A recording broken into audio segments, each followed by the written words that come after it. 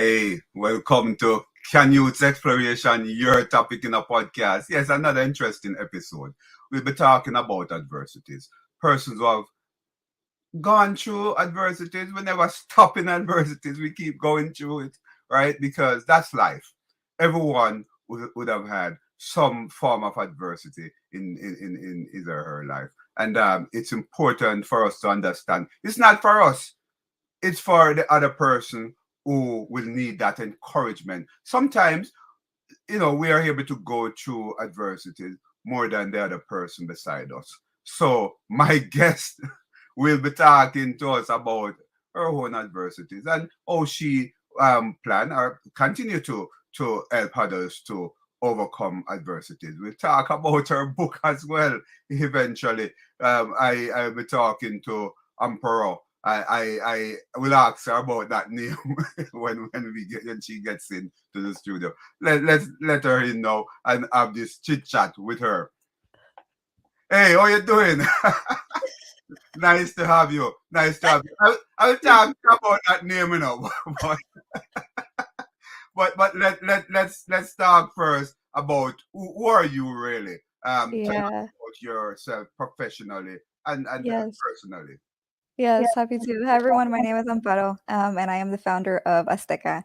And I created this program which combines themes under spirituality and activism and abuse consciousness and personal growth to be able to help women come out of experiences of abuse and toxicity and hardship to get back a lot of what often sort of dissipates or feels like it gets destroyed during that experience. So your worthiness, your joy, your feeling of badassery, your feeling of I belong here, I belong in the world, your feeling of I deserve safety.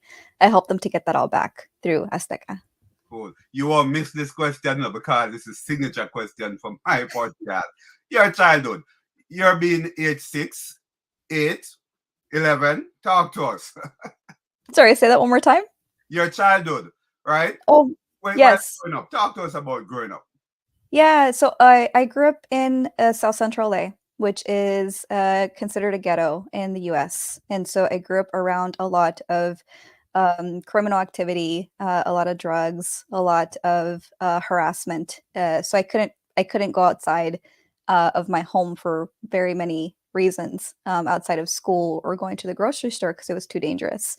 Um, I cared a lot about my community, and so even though I grew up in that level of hardship and seeing people struggle and hearing shootouts and seeing just a lot of hardship and arguing, I still wanted to be of service. I still wanted to be of help. So I had that experience outside my home.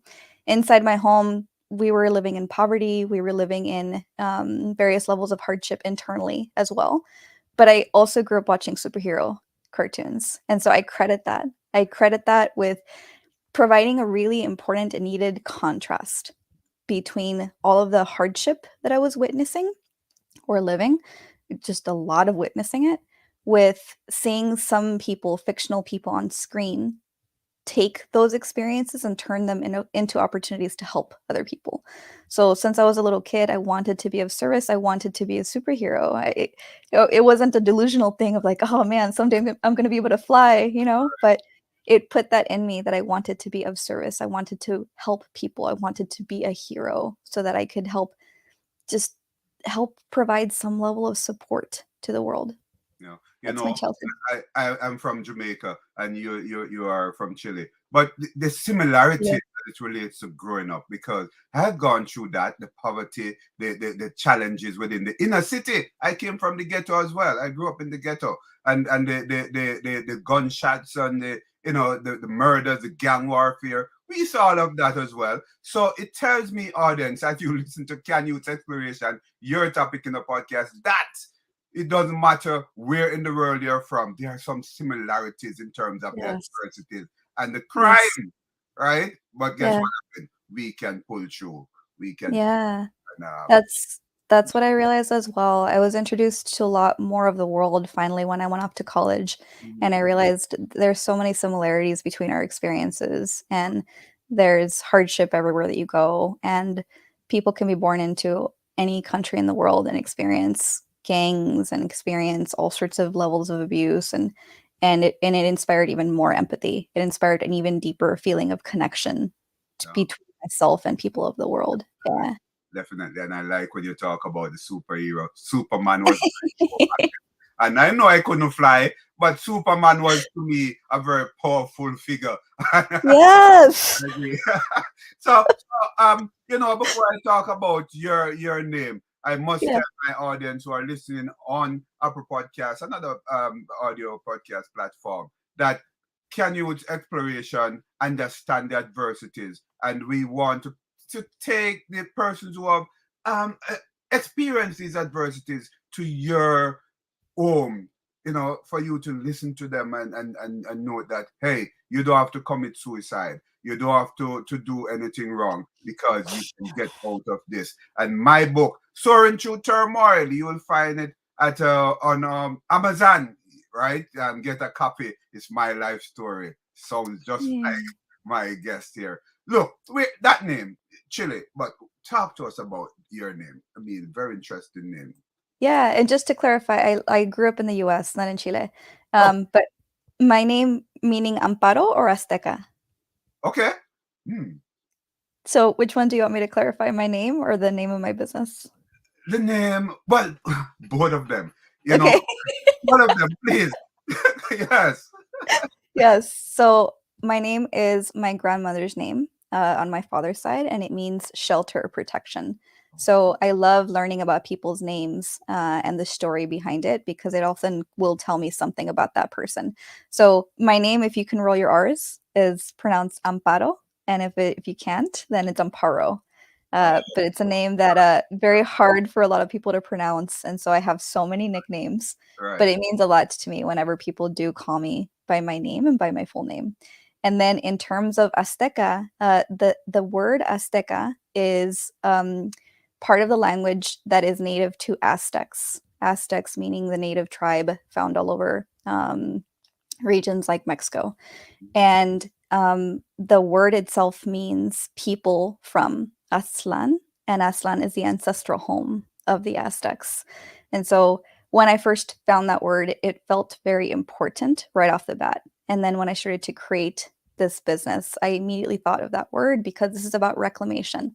This is Wow. about coming back to some of the original essence of what you are as a human being, whether you ever experience that in this lifetime or not.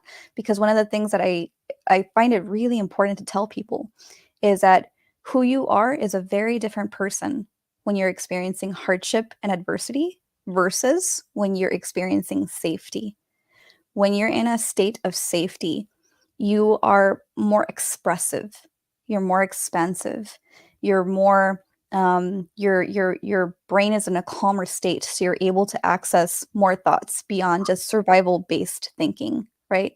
So who you are in safety is more actually who you are, because that's when your body is calmed down, your nervous system is calmed down, your body is calmed down, your brain is calmed down, so that you can express more of who you actually are, your the fullness of who you actually are.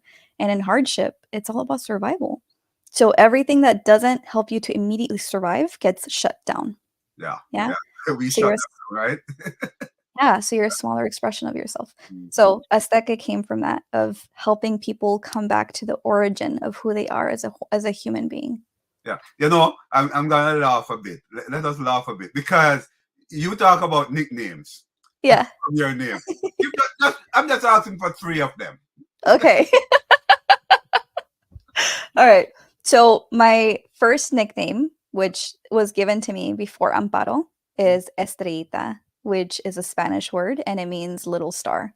Okay. And the story goes that my mom was pregnant with me and she was going through a hard time, and she went outside, and she's a religious woman.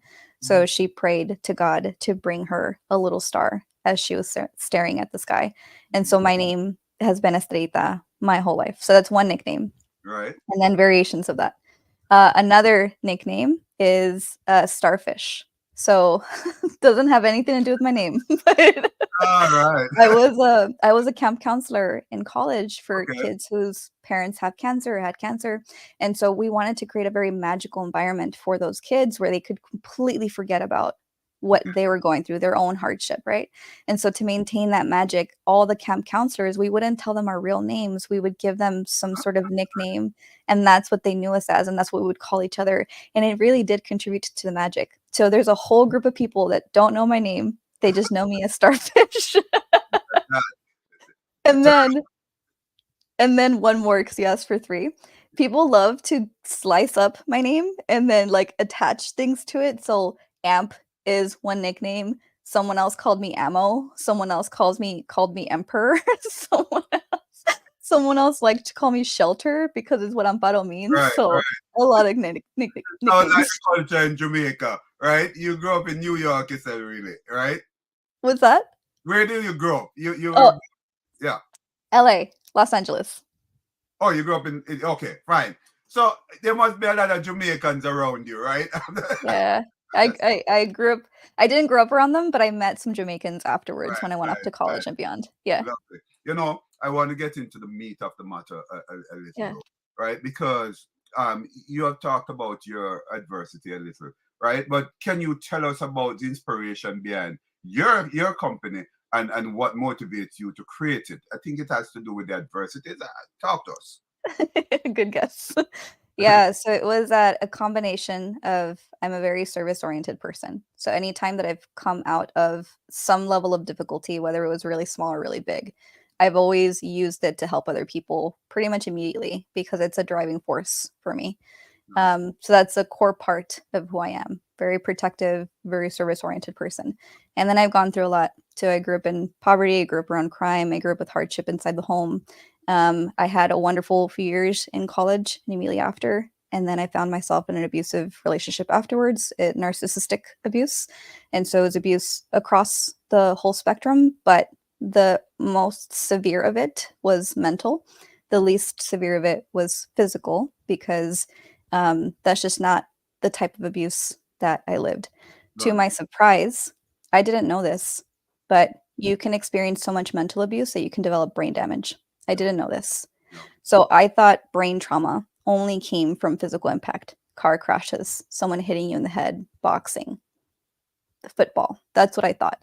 no, Did not know that these other things also cause brain trauma, PTSD, CPTSD, everything else. no. Right, And I was rescued from this experience. I came out of it, and within about a week, had the experience of repressed memories coming to the surface of my psyche. And then very quickly, my internal world started to collapse as I realized what I had lived and the impact of it. I realized I couldn't make decisions past um, I couldn't make decisions. Like I couldn't decide whether to get out of bed or to get food or to get out of the house. I couldn't make decisions because I was stuck in a mental trap of there are no good options and I'm not allowed to want things for myself. There were a lot of mental traps like that inside of my brain. I couldn't conceptualize hours into the future, which is when I started to think, what's wrong with my brain? And I started to research it and I found out that that can cause brain trauma, and that's a sign of brain trauma. And so I was in a really bad state. I had all these repressed memories coming out. I was screaming a lot from the psychological pressure of what was collapsing inside of me. no, And so it was a very harsh coming out of this experience. But no, about 8 weeks later, I had the experience of feeling like I was a flower that had come back alive. Like I saw myself in the mirror again and I recognized who I was looking at for the first time in years. It was a very profound experience. no. And that was only like a little bit of a deep breath that I had during the experience. Right, I had PTSD. I had CPTSD. I had a lot of healing to go through. But in those in betweens, when I was able to say, okay, I climbed out of this latest period of hard healing from this experience, no, then I would immediately turn it into I need to help other people. I need to turn this into something that's going to help other people because I realized it's rampant. It's realized most of the world doesn't understand what this is. Most of the world only thinks of physical abuse as abuse, and most of the world doesn't understand how violent and how impactful these other forms of abuse are.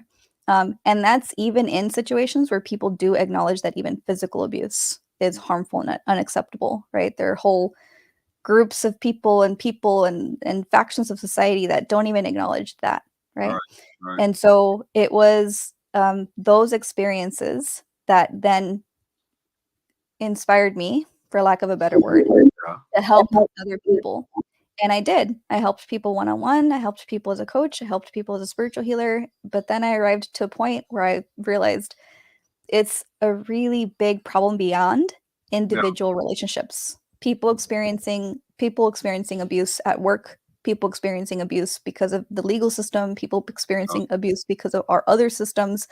They have they're met with very similar tactics, if not the same tactics, Lovely. of gaslighting and invalidation, breadcrumbing, and making you go crazy over like not having good choices.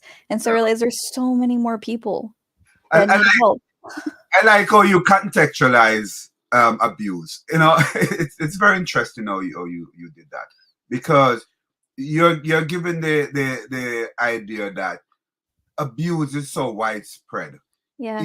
even in customer service, the way governments treat the citizen, right? Yes. And Yes. therefore you might not see it as physical, sexual abuse and so on, but in effect it's emotional abuse, and it's Yes. also to you would have experienced that this in the United States, where in the United States and even the Yeah. Caribbean, where you have scam calls coming in and wake you up in the night. That's abuse. Right. Yes, that can be classified as abuse, right? So it's one of the things that I realize is if you if you look at it as a chart, so all the different tactics that one experiences one-on-one when you're targeted by someone in a romantic relationship, which I don't qualify it as that, it's Okay. the exact same tactics that you can experience from other parts of society, whether Sure. it's your manager or a scam caller or a Yeah. government official or a police officer, Yeah. right? Right. And part of the reason why, it's not the whole reason, but part of the reason why is because that person that's abusing their partner at home Yeah. is also a person of society. Oh So the yeah. same way that they treat that person, they're going to do that to other people. That's part of the reason why. And so I was like, I have to do something about this. I Interesting. have to help people. Interesting. Your journey. We all have a journey. We start as a psychologist. I would have noted that the developmental, the lifespan experience that we have started at zero, and yes, we said it in at depth, right? But it's a journey. Yeah. The adversity, then the success, the overcoming of the adversity. So you have had a journey, right? Yeah. And I'd like to talk to you about this journey that you have had, and the message that that you would have that actually shaped that journey that you have. Yeah. Happy to. Yeah. Yeah. Um yeah, my life has been in many ways very beautiful, and it's been in many ways very challenging and very painful. Yeah. Um, but I've had a lot of reasons to be very appreciative of the people in my life, of the experiences, Love. of the ability to get to know more parts of the world, the ability to have a life that I fully recognize is a blessing in many ways, that my life could have turned out so differently. Like I am on a trajectory right now of more and more joy, more and more peace, more and more calm. And my life could have headed in a very different direction if, for example, I hadn't been saved, Yeah. because at that point I was dying. That's why I was saved. And so I have always been someone who, again, has taken those experiences in my own personal life and turned them into something that will be of some level of benefit to someone else, even if it's just me as a friend. As a friend, when I love someone Yeah. very deeply, very profoundly. You know, I'm very protective of them. I'm very nurturing of them. I'm very defensive of them. And so that I think that is always the case, Yeah. but I think that there's levels of intentionality that can vary in that, right? So I'm very intentional about healing from my experiences, growing from challenging experiences, developing a better relationship with myself, and having all of those experiences impact how I show up in the world. And so this person here is a very different person than I was Yeah. even 6 months ago, No. because I'm so intentional about that, because it's important. One of the things that I saw a lot growing up was a lot of stuckness, a Yeah. lot of people being really depressed and just in a state of a lot of unhappiness, but Yeah. also feeling like they had no choice, feeling like they were stuck, and saying a lot of the phrase "no se puede," which Yeah. means it can't be done. That's what that means. I heard that phrase Yeah. over and over and over again. Mhm. So it put inside of me this desire to not do that to myself. And Yeah. I did experience that. I experienced that in hardship or in abuse. And it was very striking to me that the very fate that I had tried to escape, I found myself back into. But Oh, since escaping, that's been my mantra again of not being in that space of growth and growth and growth, because being stuck is not really living. yeah. You don't really feel alive, you feel numb. Yeah. And the point of life is to live, right? That's the point of life, is to live, to grow, to love, to Yeah. explore, to experience yourself. That's the point of it. And we can get that back. It's harder to experience when you are in the middle of poverty and oppression and abuse. It's harder, Yeah. but it's not impossible. And when you can have that experience, you have a huge physiological impact and psychological impact on yourself that Right. then makes it more possible to have access to other behavior, Mhm. actions, results. So, one of the really important things that I realized from this is that if I can help people get back into themselves, get back to themselves, get back the core essence of themselves, get back the remembrance of this is who you actually are, this is this person that you've been just being to survive, that's only a small portion of who you are. Who you actually are is this wonderful, wondrous, worthy, joyful, badass, service-oriented human being. This is who you actually are, impactful, transformative. Then they can then go back into their lives and have a very different experience in their own lives. So you're listening to Canute's Exploration, your topic in the podcast. Dr. Canute White. Talking to a very important guest, Amparo. Hey, you see, I intend to call you a nickname there. All right. That's all right. Yeah, that's good. What advice would you give now? You perhaps have alluded to it. What advice would you give to individuals? Those persons are among us who are Yeah. seeking to embark on their own journey. Healing. Yeah. You talk about self-discovery. Yeah.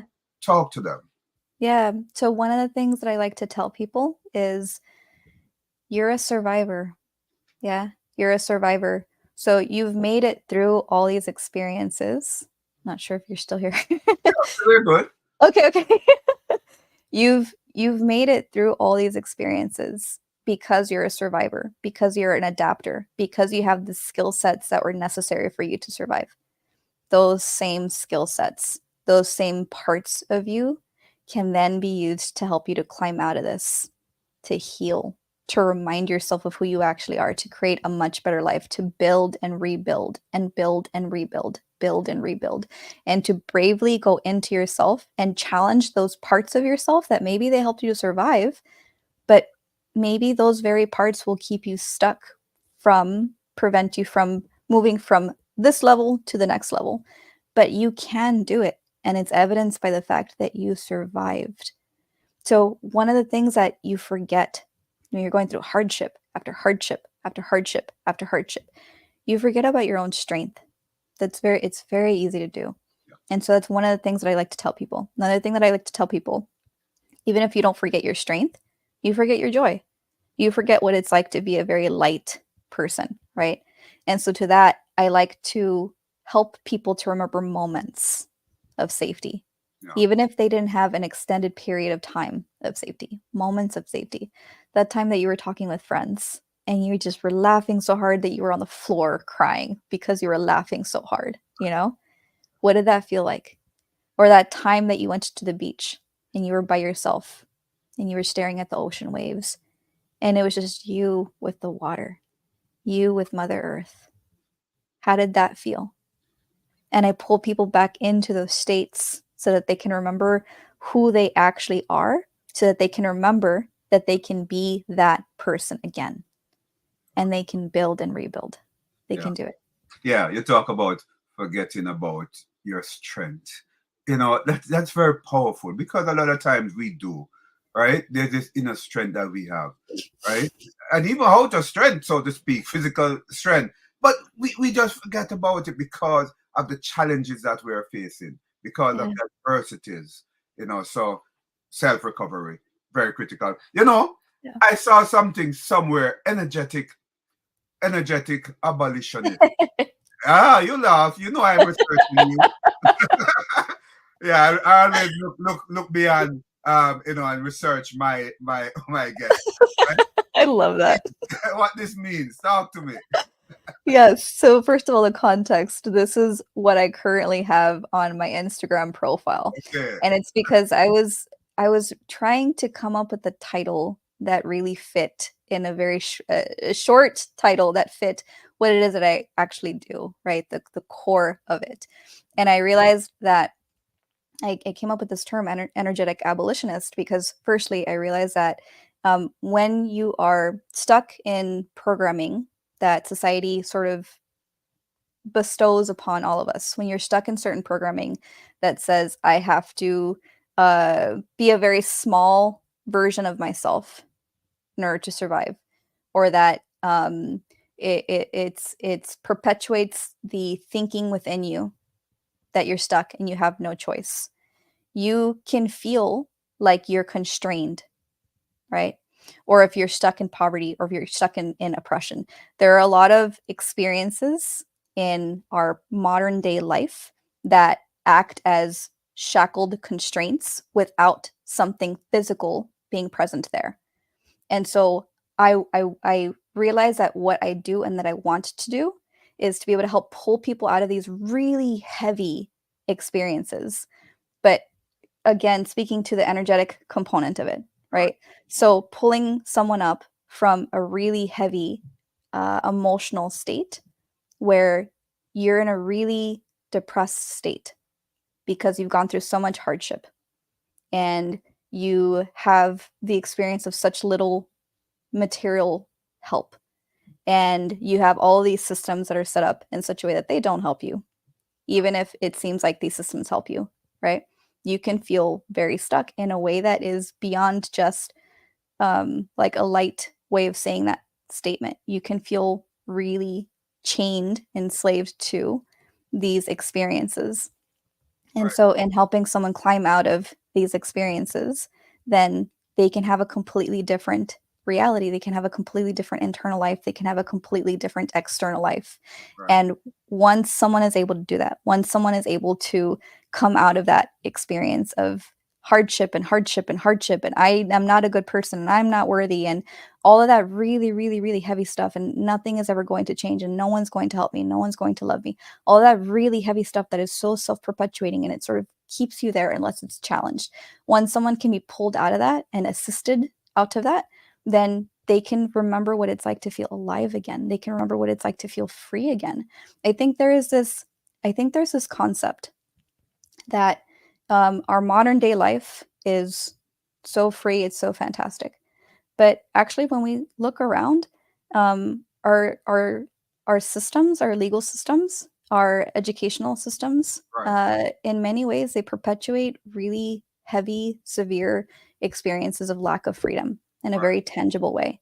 Right. And that's separate from those individual experiences that one can have, where you feel like there's no way to get out of this experience of hardship, this experience of just internal hell that I want to be able to help people out of. Good.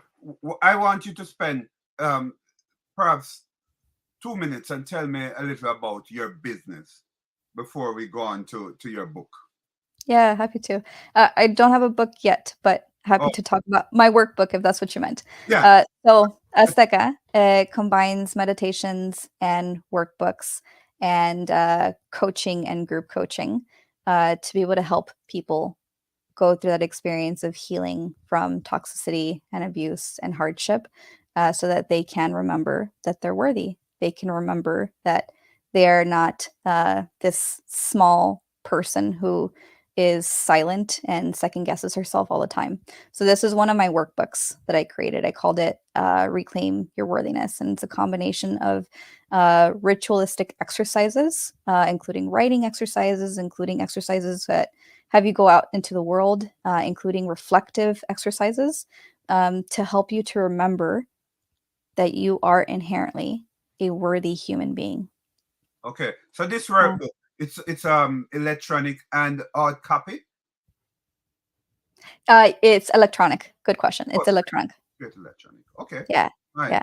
And those of you listening to Canute's exploration, your topic in the podcast will not be able to see unless you go on YouTube, our YouTube channel. Remember to share, subscribe, and comment. You will be able to see what the surface, what it looks like on the electronic platform. Her book, Reclaim Your Worthiness. Very, very important for you to get a copy and to see what's going on. But I as I said, I'm a researcher. I did a lot of research. So there are people who are saying things about you, good things, positive things. And you talk earlier on about self-talk in terms of getting self-recover. Yeah, yeah. Yeah. And people are saying things about you, and I'd like you to focus a bit on some other things. I want you to read a few of them, three of them. Sure. Go ahead. Yeah. So this is from a good friend, Anjali, who also brought me into her organization to run a workshop. She said, Amparo's friendship, thoughtfulness, and unyielding desire to learn and positive impact wherever she goes are truly commendable. I wholeheartedly offer my highest recommendation. So Okay. this was after a workshop. Actually, not. It wasn't a workshop. It was a panel. So it was Okay. a panel discussion of careers in healthcare, and so I came in as a sort of alternative path Mm. of coaching versus becoming an actual practitioner. Right. And I shared about my experience, which is what led to my creating my business itself. So it was a Okay. really good experience. All right. This one now. Go ahead. Yeah. So there's another one of my friends who also brought me into her Right. organization, Sike, Ayosike. She said, if you're looking for a self-care professional that will deliver quality content with ease and grace to a diverse audience, you should definitely consider Amparo. She was wonderful. So she brought me into organization to run a sort of um, a workshop that was a combination of self-care and activism for a group of youth. And the reason why I did that is because in our communities, when you grow up in a community that is living in poverty, Yeah. self-care is the last thing on our mind. Yeah. Yeah. We're just thinking about surviving. But if you don't do those things, then it sort of, again, it perpetuates the same problems, it perpetuates the same situations. And then one of the things that I realized in coming out of abuse Right. is that living as a person in society, just living as a person in society, Right. mirrors in many uncomfortable ways the experience of living in an abusive relationship Right. in Right. so many ways, including in an abusive relationship, you're just trying to survive. Yeah. You increasingly don't have time for self-care, but in an abusive relationship, that's on purpose. Yeah. Your abuser wants you, whether they tell you or not, they Yeah. want your life to revolve around them. It gives them a sense of power and control over you, right? And so in that situation, your entire life, your entire mind, Yeah. your even your body, Yeah. right? It revolves around what works for your abuser. Right. And in society, especially in communities that are experiencing hardship, you experience that too, right? Your bodies don't really belong to you, they belong to the companies that you work for, Right. Right. right? You are so tired because you're working 2, 3 jobs. And so, even if you're not working 2, 3 jobs, you're probably being exploited at that one job that you're working at, and you're probably being treated without respect, right? Yeah. That's very common in the world of work is you just make do and you keep going even if you're throwing up because you hate what you do. You Yeah. keep going, right? And then you're taught these things from society like hard work, it gets you everything that you want. No, it doesn't. Right. Right. How many people who grow up in hoods and in poor communities, they're working hard all the time, Oh yeah. but that doesn't lead to anything. So that says that that statement is false. If it's not always true, then it's false, right? And so I lost my train of thought. That's all right. No, that's all right. You see, we talk about flow. I think called flow when you're so enticed in what you're doing, Yeah. saying, right? Yeah, yeah, that's all right. No, but you had made some good points there, and it's interesting. And I'm sure that my audience will understand what you're saying and take with them this sort of a attitude of self recovery, right? Yeah. Yeah, This is as yeah. just to add one more bit, Mhm, as a form of almost resistance mhm. to anything that would want you to not take care of yourself, right? Right, right. I remembered that I was talking about that workshop that I really wanted to impart people. You've been taught that taking care of yourself is weak or unnecessary, Mhm. or that it's only for people who are not in your situation. Right. No, taking care of yourself is so badass. Mhm, mhm. It's so important and it has such a huge impact on you. So see it as a form of activism. See Yeah. it as a form of lifting yourselves up and your community up in Right. this environment of constant hardship. And then this is the impact that it has because it does. It has a Right. huge impact. Yeah. Hey, where do we get this book? This that's critical. Where do On my website. So if somebody goes to astekah.com, which is spelled Astekah, right? Mhm. they'll see in the navigational menu products. You click on products and then you click on workbooks, and then they'll see that image that you currently see on the video screen.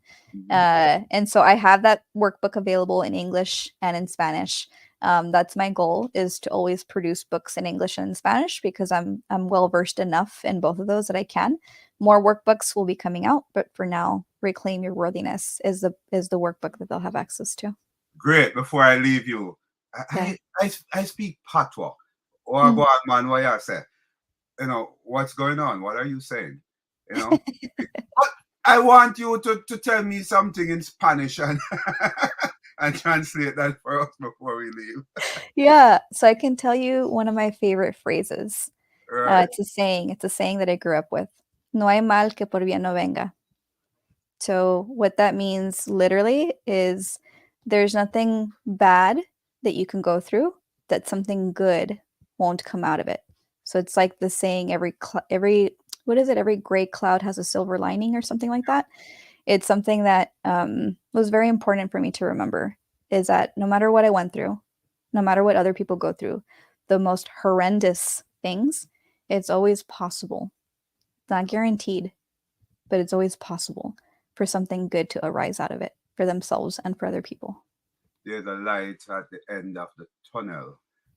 Yeah. Yeah, something like that as well.